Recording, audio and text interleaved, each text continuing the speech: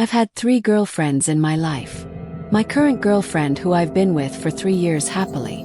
My first girlfriend in college, and my second girlfriend, Kelly. Kelly was someone who put me through hell emotionally and sometimes physically. I'll start from the beginning. Kelly and I matched on Bumble, and upon seeing that we both attended the same college, we based our conversation off that, and any people that we may have mutually known. After seeing each other for about a month, we made it official and we dated for about 6 months.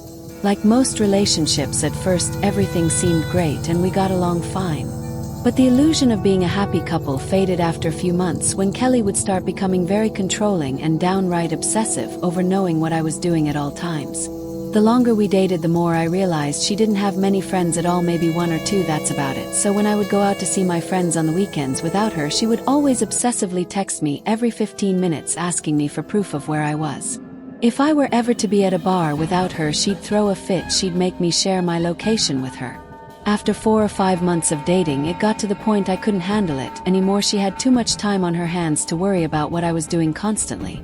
I couldn't even go see my friends without constantly being attacked and interrogated by her. But one night things escalated far worse than they ever had. Admittedly, I ended up at a bar and very drunk with a group of my drinking buddies. We started at my friend Kevin's house, and I didn't intend on ending up at a bar. When I got home, Kelly was waiting in front of my mom's house for me with a bat's hit crazy look on her face. This was one of the first nights that she laid hands on me, repeatedly hitting me while screaming I'm a dirty cheater and other insane things, all while outside causing a scene for the neighbors to hear. After I had to grab her arms to get her to stop, she shouted things like, "Get off me, I'm calling the police," so I let go and told her we're done. This was officially when I broke up with her, and her response was not good. Every single day, I received paragraphs upon paragraphs ranging from angry to alleged regretful back to angry. Eventually, I felt more comfortable blocking Kelly for a while, but that wasn't the end. One of my friends who followed her on Instagram still sent me a screenshot of the picture she posted with his big, ugly, muscular guy who looked like he wanted to kill the person taking the picture. I made a joke to my friend saying, "Wow, I see she upgraded." Kelly did the unimaginable. Though I was all cozy in my bed in the perceived safety of the house, I was home alone, as I usually was living in my parents' house. That was when I heard a pounding at the front door downstairs. I jumped out of bed and went out to the living room to listen. There was a man's screams from the other side. He was screaming, "Open up." I didn't acknowledge him. I didn't want him to know I was home. Then some random number was calling my phone. When I didn't pick up, I got a text from someone threatening to kill me and telling me to open the door before he breaks the window. I ignored these and called 911. I heard glass breaking from outside. I looked out my window and I saw a familiar, huge, bearded guy right by my SUV. He was smashing my windows. I recognized the guy to be from Kelly's picture. As I was on the phone with 911, I explained that my crazy ex-girlfriend sent her current boyfriend to my house to threaten me, and he was currently damaging my vehicle. I answered a bunch of questions as police were en route. All the while, the man kept screaming things from outside and pounding on my door and sending threatening texts. Police showed up surprisingly quickly to my relief, and they caught the guy still in front of my house. They saw him step off the front stoop after he saw the cop car pulling up. I went outside right away and showed the police my car and the texts, and the big roid raging man was still yelling at me that I'm going to pay for talking about him to Kelly. I told him I hadn't spoken to Kelly in months, and he said, "Oh yeah, what about the texts?" as he was in handcuffs already. I said, "What texts?" and he accused me of being a bullshitter. So after he was brought away in one of 2 police cars, I gave the second police officer whatever information he needed of the situation between Kelly and I, and he told me I had a good case for harassment and should definitely file for a restraining order immediately.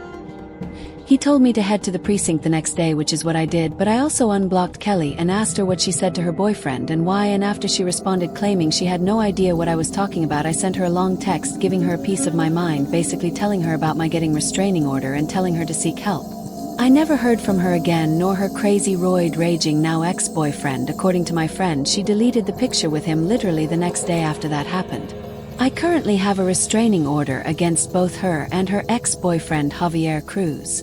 Be careful who you decide to date. There's a whole lot of crazy out there.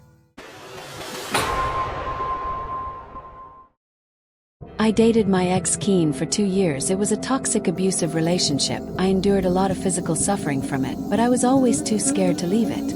I live with my single mom on a rougher side of town, the place where I spent my entire childhood.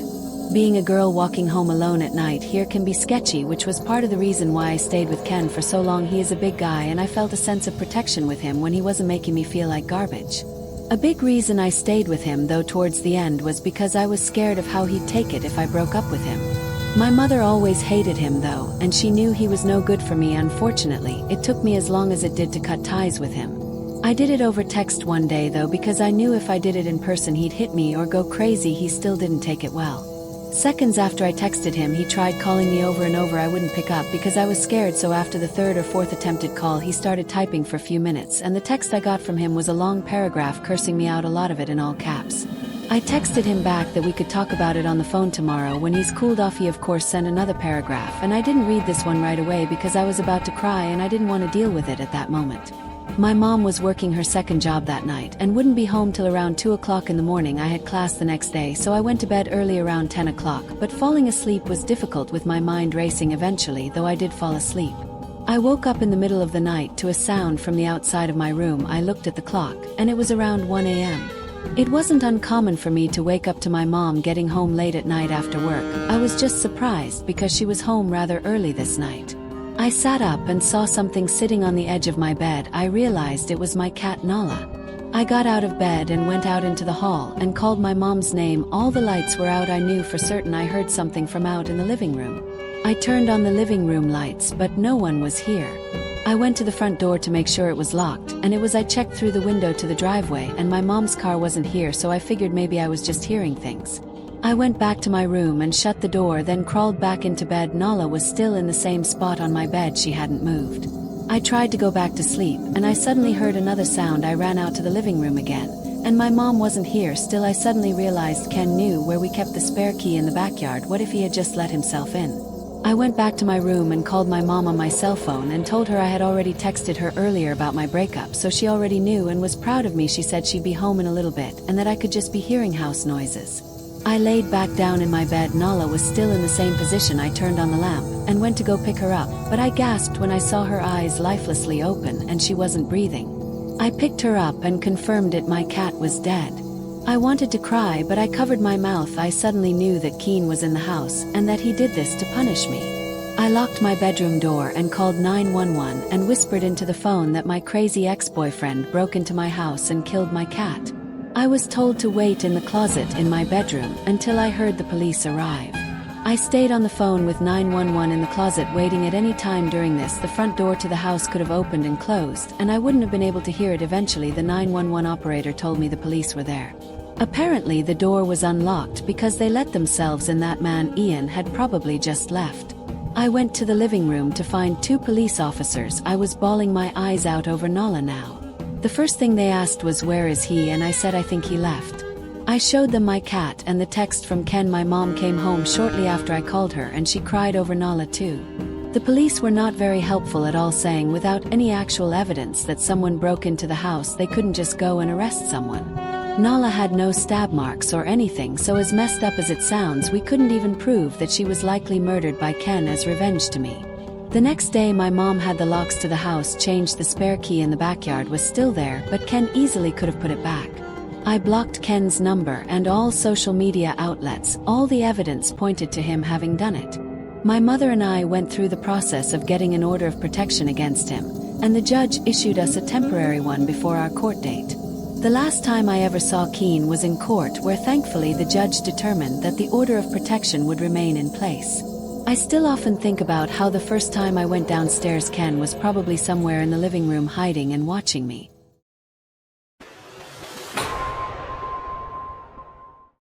When I was in junior year of high school, I had my first relationship. His name was Mike. He was a senior at a different high school the next town over. We met through Facebook. He messaged me and we started talking from there. We started hanging out and going to each other's games. I'd go to his football games, he'd come to my softball games. We officially became boyfriend-girlfriend after a few weeks. Since we were in high school, though, we didn't go on a lot of traditional dates like dinner or drinks. We were just kids still. Our dates usually consisted of getting burritos, going for drives, or hanging out at his place since my parents were always home and made it awkward in case we wanted to do anything. The best way I could describe Mike: he was a bit of a hothead. He was big for a 17-year-old, that's why he played football, but he didn't hang out with the jocks. He hung out more with the stoner crowd and the regular crowd, at least that's what he told me. I didn't go to the same school as him, so I didn't see who he was with during lunch. I also didn't really meet a lot of his friends. We mostly hung out just the two of us as opposed to group things. Since he lived kind of far though and I couldn't drive yet, it did get annoying, and truthfully I started to develop feelings for this boy Andrew at my own school in my grade. Around the same time I felt myself losing interest in Mike. I wanted to test things out with Andrew, so one night when Mike was asking to hang out I asked him to pick me up so we could talk. He knew right away something was off when I said that. When he picked me up we went for a drive and I told him that I think we should take a break. He refused to accept that I was serious and angrily demanded to know what he did. When I told him it's just that I felt the spark wasn't there anymore. He got so mad that he punched his dashboard, leaving a big indent in it. He started yelling and scaring me, so I was about to get out of the car, but he stopped me and put his hand on my shoulder and said no, no, no, and then asked me not to leave. He told me he's just angry but that he'd drive me home. He put the car back in drive and started driving us. As we drove he kept getting angrier as he kept asking for more details of what he did wrong. He started blowing stop signs, and that's when I realized we weren't going in the direction of my parents' house.